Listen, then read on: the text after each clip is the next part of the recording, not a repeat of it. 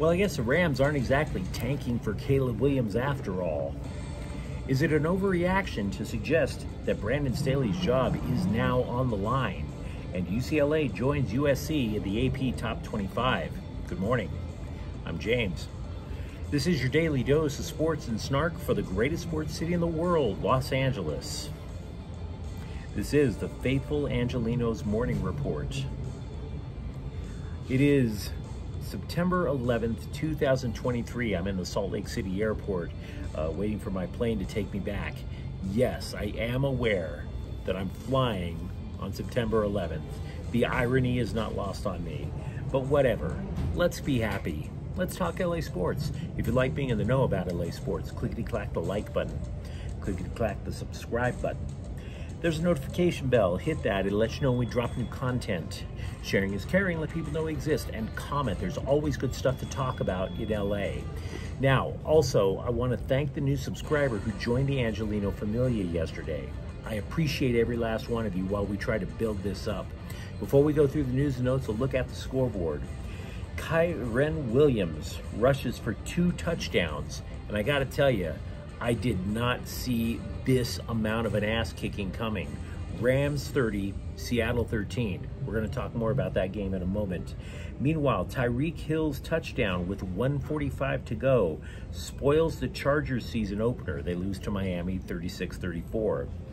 Jason Hayward goes 2 for 3 with a run and 2 RBIs. The Dodgers defeat Washington 7-3, and their magic number to win the NL West is down to 7. St. Louis and the Galaxy tied at 2 apiece. LA rallied from 2-0 down. Thanks to goals from Ricky Puig and Billy Sharp, LA right now is 4 points out of the last playoff spot in the MLS Western Conference. And the Sparks, they closed out their 3rd consecutive non-playoff season with a 91-89 victory over Seattle. Nneka Ogwumike scored 689 points this season for the Sparks. That is a franchise record. Yeah, they missed the playoffs. Let's not blame her. Meanwhile today, Slum Diego is in town. They're going to be playing the Dodgers at 7. Gavin Stone is 1-0 with a 10.50 ERA. Pedro Avila is 1-2 with a 2.19 ERA. Feel free to give it up to the Padres tonight, by the way. Yesterday, they were eliminated from being able to take the NL West. All the trades, all the prospects sent out, all the money spent, and you guys ain't getting squat. Well done, guys. Well done indeed. But let's talk about the Rams. If you've watched this show for a while, I'm a stats guy. I'm definitely a strategy X's and O type of guy. But sometimes stats and the X's and O's, they go right out the window. And I'll tell you when it goes out the window. When your opponent screams, "Oh my God," like they're in a B-rate porno movie just because you're about to whoop them, that's when you know you've won. Case in point, Seattle quarterback Geno Smith, who screamed, "Oh my God," so loud they could hear it at the Seattle airport 10 miles away. You could literally hear it on the TV. Oh my God, because Aaron Donald was about to plant him into the turf. Now, Geno Smith didn't get planted into the turf. He flung the ball away just in time, but the message was sent. That happened with 5 minutes to go in the second quarter. How did Seattle do ever since then? They only had 1 field goal, didn't score in the second half, and allowed 300 yards to the Rams offense in the second half. You're trying to tell me that's not the play of the game? That is just man-on-man violence, and somebody just straight up tapped out. You scream, "Oh my God," that loud, you know what happened in the locker room. We don't even have to be on the team and we know what happened. Seattle went into the locker room and said, "Did you just scream, 'Oh my God,' like you were looking between his legs?" Guys, let's be real. You wish your lady would scream, "Oh my God," at you as loud as Geno Smith yelled it yesterday. Let's not get it twisted. Meanwhile, Smith was buried statistically by Matthew Stafford. Stafford threw for 334 yards, Smith 112. And speaking of people who were left for dead and buried, well done to the scribes who all claimed that Matthew Stafford was going to be traded, that he was done. I guess not. Both Tutu Atwell and Puka Nacua each tallied 119 receiving yards. Meanwhile, on defense, Ernest Jones didn't outplay his protege. That would be Bobby Wagner, who left from LA to return to Seattle. He didn't outplay him, but he tallied 9 tackles, 3 of them for losses. And Seattle only had 180 total yards in the game. And by the way, Ernest Jones was calling the plays in the huddle for the defense. Now, if you watch Friday Night Chalk Talk on our channel where we preview the Rams, the Chargers, the Trojans, and Bruins, I was very upfront. I thought this was a trap game for Seattle. The Rams always played them tough, but there was no way in hell I saw this ass-kicking coming. I can't lie. Now, for his part, Coach Sean McVay said, quote, "There was a grittiness, there was a toughness. There was a resilience on display from this team, and I loved it," unquote. All of which, by the way, is by design. If you looked at the Rams offseason, yes, they cut a lot of players on defense, but they rebuilt their offensive line around size instead of finesse. In addition to that, they decided to break away just a little bit. They normally run what's called 11 personnel, 1 running back, 1 tight end, to 12, which is 1 running back, 2 tight ends. Everything was done with the idea of bolstering the offensive line, and it worked because Matthew Stafford was not sacked yesterday. But before we get too far ahead of ourselves, before we start thinking that the Rams are going back to the Super Bowl or something like that, keep in mind, San Francisco's up next, and the Niners do have a pass rush. So let's see what happens next week before we start blowing our minds, and any other things I might add, over how the Rams have started the year. Former Rams offensive coordinator Liam Cohen, by the way, he was hospitalized Sunday after an unspecified medical episode.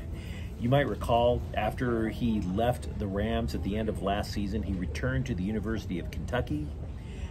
He has been described by people in the know as being in good condition. So there's that.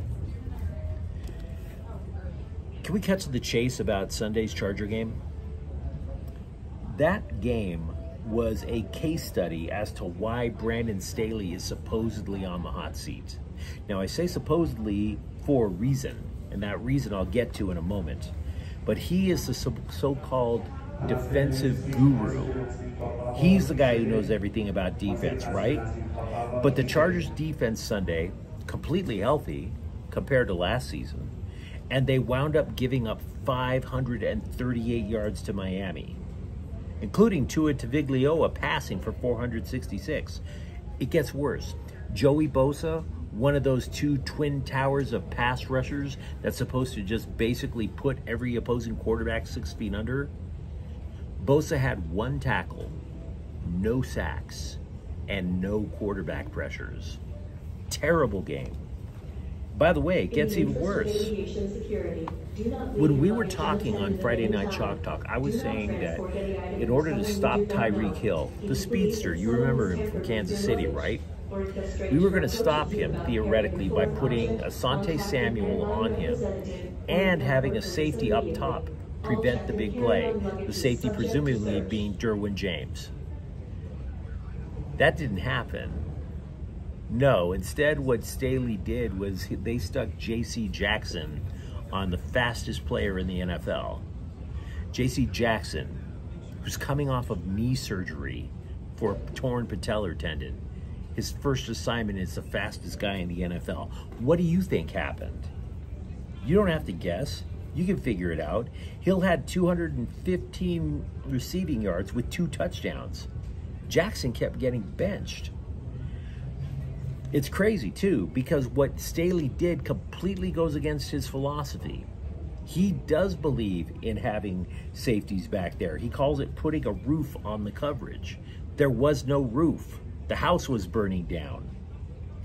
The Bolts only forced 1 punt and gave up the most so-called explosive plays since to any team since 2011. 12 years, any team, the supposed defensive guru got blasted that much. Now, Staley ran through the platitudes after the game. He was talking about the whole buck stops with me kind of claptrap. But this is where I would be extremely concerned. This is why I'm saying his job is supposedly on the line, not actually on the line after that. There's a perception among NFL scribes that the Chargers, not the coaches, not the players, but the Chargers brass, the Chargers ownership, are completely satisfied being the number 2 team in Los Angeles. That they'll just get by, they'll make a playoff run every so often, but they're not really going to go for a championship. If one happens to fall in their lap, great, so be it. But they are satisfied being the number 2 team in LA. That is the belief among NFL scribes, which hints that instead of being proactive and finally getting yourself the right coach for the franchise, you're just going to skate by. Just get somebody where it is literally their first time as a head coach. And it's not just Brandon Staley who got that. The 2 Chargers head coaches before Staley, Anthony Lynn, Mike McCoy, coaching the Chargers was their first head coaching job. So people can talk about Brandon Staley on the hot seat all they want, but the Bolts might not be so fired up to replace Staley, who has 1 more year left on his contract in 2024. Chargers might be up a creek. Would you join me in welcoming UCLA football to the top 25? Now, I realize that USC did rise a spot to number 5, which is great.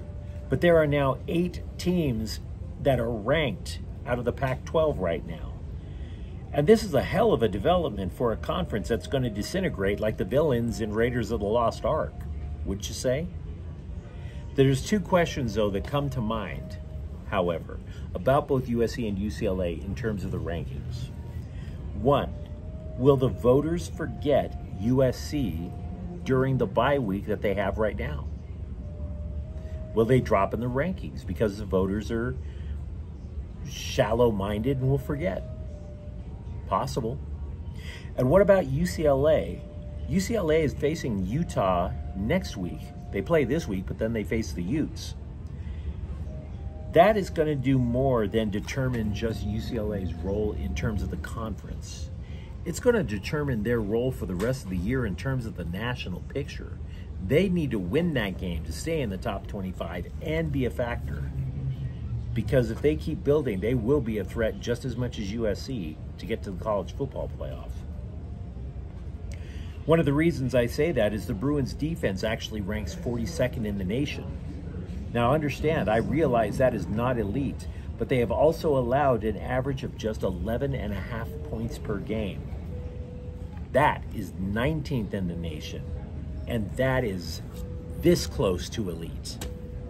USC's defense is bringing sanity to the rest of the program.